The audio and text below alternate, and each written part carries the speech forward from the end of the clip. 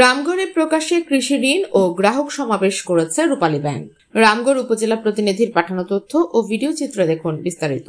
রূপালী bank PLC উত্তম সেবার নিশ্চয়তা প্রতিপাদ্যকে সামনে রেখে রামগড় শাখার উদ্যোগে প্রকাশ্যে কৃষি ঋণ বিতরণ ও গ্রাহক সমাবেশ অনুষ্ঠিত হয়েছে। আজ সোমবার ২৬ মে ২০২৫ সকাল ১১:৩০ উপজেলা অডিটোরিয়ামে আয়োজিত অনুষ্ঠানে রূপালী ব্যাংক পিএলসি রামগড় শাখার ব্যবস্থাপক আমজাদ হোসেনের সভাপতিত্বে প্রধান অতিথি হিসেবে উপস্থিত ছিলেন রূপালী ব্যাংকের চট্টগ্রাম বিভাগীয় কার্যালয়ের মহাব্যবস্থাপক ও বিভাগীয় প্রধান এস.এম. দিদারুল ইসলাম। রামগড় রূপালী ব্যাংকের সহকারী অফিসার সবুজ চন্দ্র দাস এর সঞ্চালনায় বিশেষ অতিথি থেকে বক্তব্য রাখেন চট্টগ্রাম জোনাল অফিসের রূপালী ব্যাংকের উপমহাব্যবস্থাপক ও জোনাল ম্যানেজার শফিকুল ইসলাম ও চট্টগ্রাম বিভাগীয় কার্যালয়ের উপমহাব্যবস্থাপক রূপক কুমার রক্ষিত।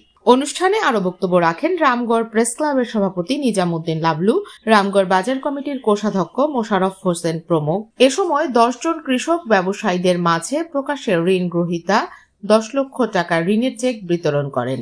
এতে গণ্যমান্য ব্যক্তিবর্গ, ব্যবসায়ী নেতৃবৃন্দ, সেবা গ্রহীতা, স্থানীয় প্রিন্ট ও ইলেকট্রনিক্স মিডিয়ার সাংবাদিক বৃন্দ উপস্থিত ছিলেন।